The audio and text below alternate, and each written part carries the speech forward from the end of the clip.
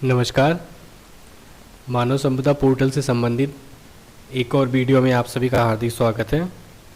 आज के इस वीडियो में हम जानेंगे कि मानव संपदा पोर्टल के थ्रू वेतन निर्गत करने से पूर्व आपको अपने ऑफिस आईडी में क्या परिवर्तन करने हैं, किस प्रकार हम मानव संपदा पोर्टल से वेतन आहरण करने की प्रक्रिया को प्रारंभ करेंगे।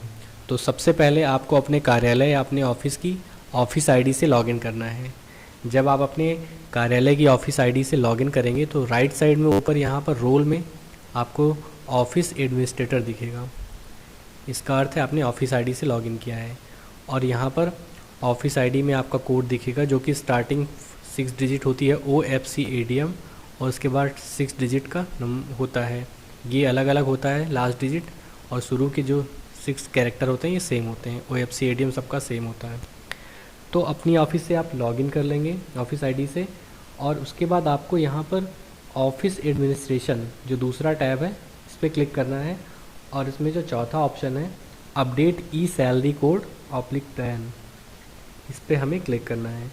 जब हम इस ऑप्शन पर क्लिक करेंगे तो आपके सामने आपके ऑफिस में आपके कार्यालय में जितने भी कार्मिक कार्यरत हैं सबका डिटेल्स आपके सामने ओपन हो जाएगी। अब इन्हीं लोगों का ही हमें वेतन आहरण करना है।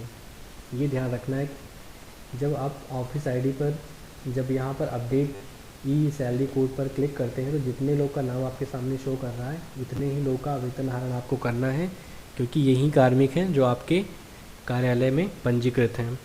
अब अगले स्टेप में हमें जिस भी कार्मिक की डिटेल यहाँ पर देख सकते हैं कि सबसे पहले MSID है।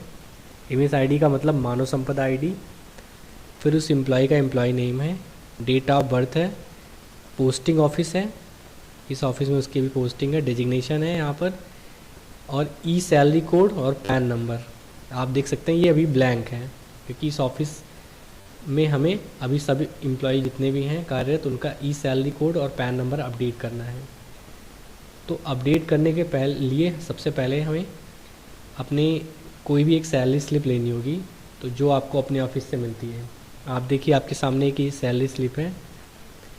इसमें सबसे ऊपर ऑफिस नेम होता है, फिर नीचे एम्प्लॉय नेम होता है, उसके बाद एम्प्लॉय कोड होता है। ये आपका या तो GPF नंबर होता है, पुराने जो पेंशन से आच्छादित कार्मिक हैं उनका GPF नंबर होता है, जो नई पेंशन वाले हैं उनका NPS नंबर होता है, और जो ना GPF नंबर है ना NPS नंबर है तो उनको ट्रेजरी द्वारा कोई एक यूनिक ID यूनिक कोड दिया जाता है, वही एम्प्लॉय कोड ही उनका एम्प्लॉय ID होगा।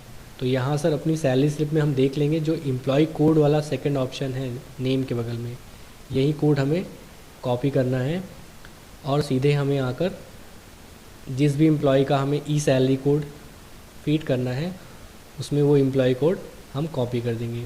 तो यहाँ से कोई भी एक कार्मिक हम सेलेक्ट कर लेते हैं, जैसे कि हमने ये यहाँ पर एक नाम सेलेक्ट किया आशीष श्रीवास्तव, और इनके सामने एक्शन टैब पे हमने क्लिक किया।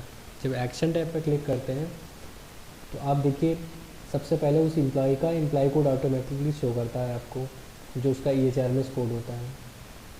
अब जो सेकंड ऑप्शन है ई सैलरी कोड, ई सैलरी कोड में जैसा कि मैंने पहले बताया आपको अपनी पे स्लिप से एम्प्लॉय कोड को कॉपी करना है, और एम्प्लॉय कोड को कॉपी करके ई सैलरी कोड में हमें एंटर करके फीड करना है। तो आप एक एक स्टेप देख लीजिए। यहाँ पर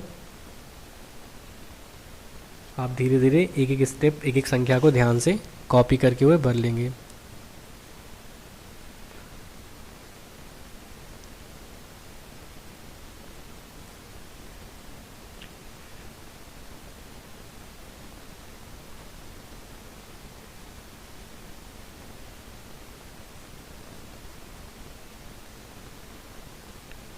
ये देखिए ये ई सैलरी कोड मैंने एंटर कर दिया, उस कर्मचारी की एम्प्लॉय कोड से मैंने सीधे कॉपी किया 640421941550 अब यहाँ पर हमें पैन नंबर एंटर करना है। पैन नंबर भी आपके पे स्लिप में लास्ट में होता है, जिसे आप देख सकते हैं।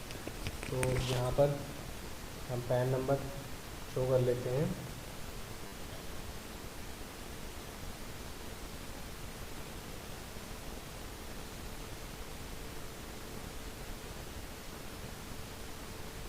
और जब हम एम्प्लॉय का पैन नंबर एंटर करेंगे तो वो ऑटोमेटिकली हिडन फॉर्म में आता है, क्योंकि ये सिक्योरिटी पर्पज़ से शो नहीं करता है तुरंत ही।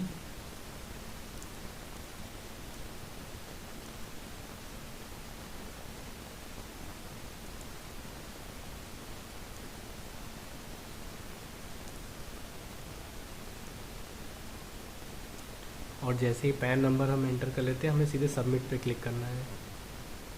सबमिट पे जैसे ही क्लिक करेंगे, हमारे सामने एक ऊपर मैसेज आएगा, डेटा सेव्ड सक्सेसफुली, यानी इस एम्प्लॉय का ई सैलरी कोड और पैन नंबर अपडेट हो गया है। अब अगर आप इसे देखना चाहते हैं तो सिंपली यहाँ पर अपने ऑफिस में आप अपना कैडर सेलेक्ट कर लीजिए और जिस एम्प्लॉय का आपने सेलेक्ट किया था उसका डेजिग्नेशन सेलेक्ट कर लीजिए। और जब यहाँ पर सर्च करेंगे तो ऑटोमेटिकली ये देखिए, जिसका हमने फीड किया था ई सैलरी कोड और पैन नंबर जो कि हिडन फॉर्म में आ गया। इस तरह से हमें सारे कार्मिक का ऊपर से नीचे अल्फ़ाबेटिकल में आप देखिए नाम आ रहा है, ए वालों का पहले, फिर बी, फिर सी, ऐसे करके।